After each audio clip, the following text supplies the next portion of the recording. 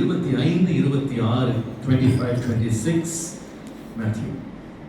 அவனுடைய எஜமான் பிரதியுத்தரமாக, பொல்லாதவனும் சோம்பலுமான ஊழியக்காரனே. என்ன ஊழியக்காரன்? சோம்பலான ஊழியக்காரன்.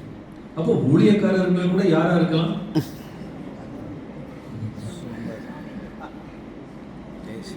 பட்டம் வந்து ஊழியக்காரன் தான், பதவி வந்து ஊழியக்காரன் தான், அபிஷேகம் ஊழியக்காரன் தான்.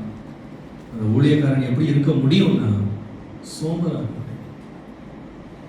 இந்த சோம்பலா இருக்கிற ஊழியக்காரனை பார்த்தா கொஞ்சம் ஷாக்கிங்கா இருக்கு. ஏன்னு சொன்னா, கிட்டத்தட்ட 8 தாலந்து, அதாவது 48,000 தினாரி பணத்தை சம்பாரிச்சு வச்சிருந்த ஒரு மனுஷன் கால் நீட்டி போட்டு அவர் தூங்கலாம். அவரே என்ன பண்றாருன்னா, வெளிநாட்டுக்கு பயணம் பண்ணிக்கிட்டு பிசினஸ் எக்ஸ்பேண்ட் பண்றதுக்கு அவர் ஓடிட்டு இருக்காரு. ஆனா சும்மா உட்காந்து 6,000 தினாரிய கையில வாங்கினவனுக்கு அந்த காசு இன்வெஸ்ட்மெண்ட் கேம் ஃப்ரீ.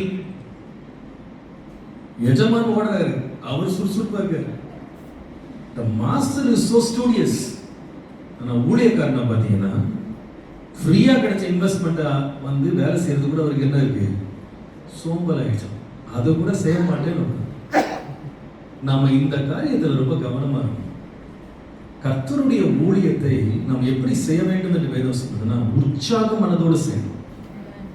சோம்பேறிகளுக்கு ஆண்டவர் எப்பவுமே துணை போகவே மாட்டார்.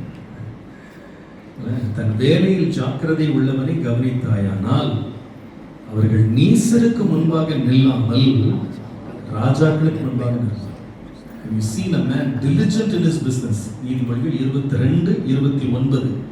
Have you seen a man diligent in his business? He will not stand before mean people. He will stand before kings.